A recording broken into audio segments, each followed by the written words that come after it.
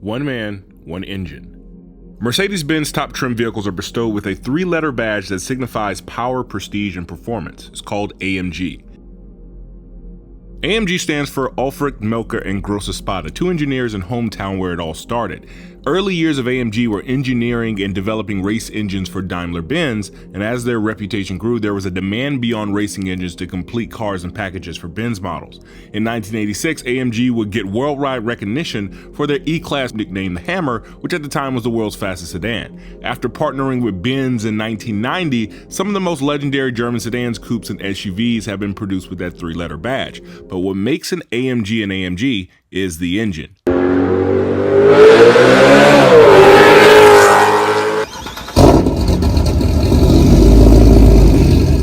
The first joint AMG and Benz vehicle you saw was the C36 AMG with the 3.6-liter M104. This engine was a hand-built board and stroke version of the 2.8-liter M104 engine found in the C280. It received the 3.5-liter diesel crankshaft which bumped the displacement up to 3.6 liters, and an AMG-specific intake camshaft with increased lift, forged pistons, and a larger sleeve, and compression was bumped from 10.0 to 1 to 10.5 to 1. You had a computer-ported, which we now know today as CNC-ported cylinder head with sodium-filled exhaust valves. This engine could propel an unrestricted C36 AMG to up to 170 miles an hour on the Autobahn and set the tone for engines to come.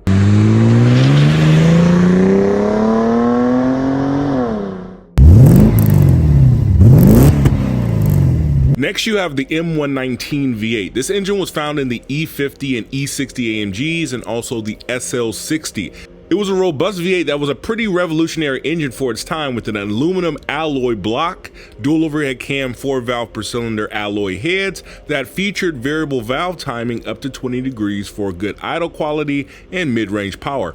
Forged connecting rods with coated pistons, and it was available in three different displacements from 4.2-liter, 5-liter, and 6-liter configurations with the max output of 375 horsepower for the later 6-liter variant.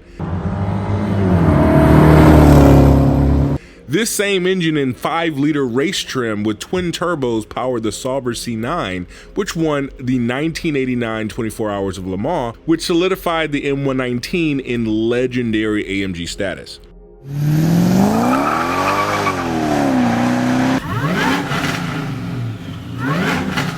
Next, we have the M113 and M113K V8s used in the C43 AMG and the 55 AMG series of cars.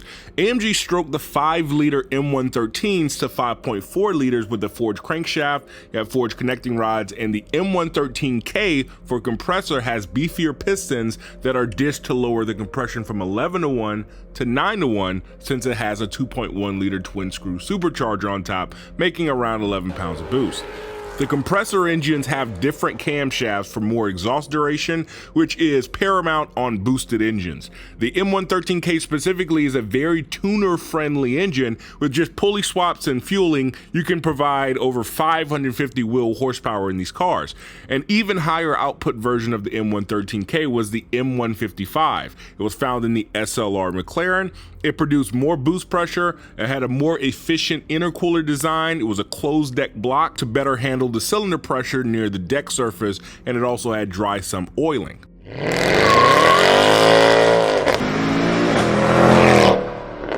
What replaced the M113K was the M156 in the 63 series of AMG cars. This was a pure AMG design, which means that it wasn't a modified Mercedes-Benz engine before, rather it was AMG design from the ground up. The M156 went back to dual overhead cam and variable valve timing like the M119 and included a closed deck engine block like the SLR McLaren. In later M156s, you could option a performance package that included lightweight crankshaft and upgraded rods and forged pistons from the SLS AMG. This engine was initially met with some criticism since the previous M113K was supercharged and made an immense amount of low-end torque, but with the higher revving and lighter and more nimble M156 quickly gathered its own legendary status within the AMG enthusiasts. An even higher performance version of the M156 was the M159, and it debuted in the SLS AMG. It had reinforced engine block with a dry sump oiling system, an anti-friction coating on the cam buckets. It gave it longevity at high RPMs, and had a revised velocity stack intake which helped high RPM flow. In the SLS AMG Black Series, this engine produced 622 naturally aspirated horsepower, which at the time was a record for a road legal production V8.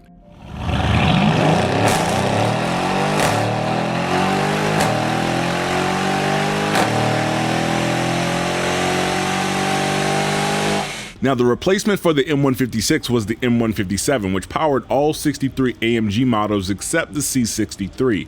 This engine wasn't a pure AMG design, rather it was built off of the M278 engine family. This marked the return of factory force induction like the M113K, but now was twin Garrett turbochargers feeding this 5.5 liter V8 engine. This saw the introduction of direct injection in an AMG engine and allowed higher boosted compression of 10-to-1 compared to the M113K's 9-to-1. This engine wasn't a high RPM screamer, rather it was a more torquey replacement, which in later SL63 trim made 664 pound-feet of torque, which was diesel-like. It featured a forged crankshaft and forged rods with hyper-eutectic pistons, an air-to-water intercooling system, which was very efficient at the time, and this was a great bed for tuning. With reflashes alone, these cars were adding over 100 horsepower and 100 torque over the base engine specs.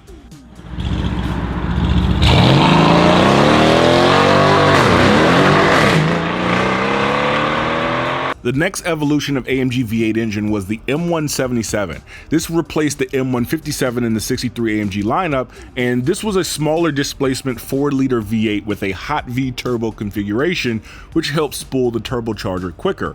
In the C63 and GL63 applications, the turbos are single-scrolled, whereas in the E63S and S63, they are twin-scroll turbos with higher boost levels all the way up to 22 pounds of boost and 603 horsepower and 677 pound-feet of torque, which is just absolutely insane.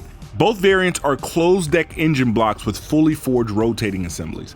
A high output track version called the M178 was used in the AMG GTR and Black Series, which featured dry sump lubrication. In the GTR, compression was reduced to 9.5-to-1 to accommodate more boost pressure reliably, and the Black Series received revised turbochargers and a flat plane crank and a higher rev limit, to the result of 720 horsepower, and when released was the fastest factory road car around the Nürburgring.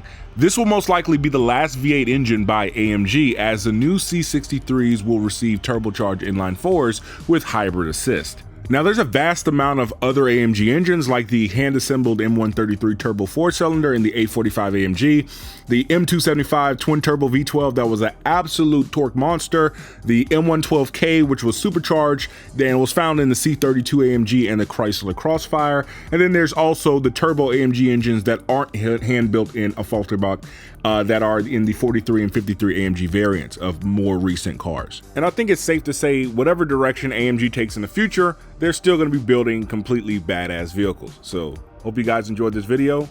Any suggestions for the next one, put it in the comments down below.